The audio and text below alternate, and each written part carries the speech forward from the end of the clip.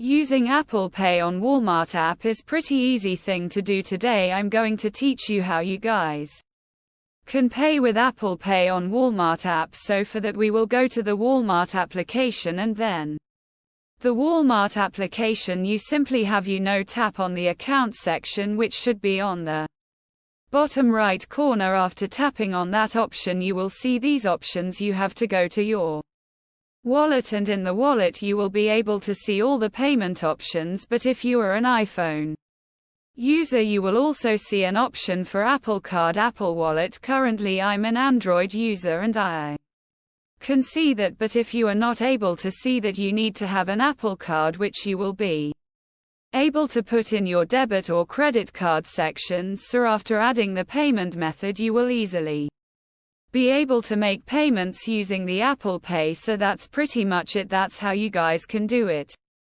Hope you guys find this way up for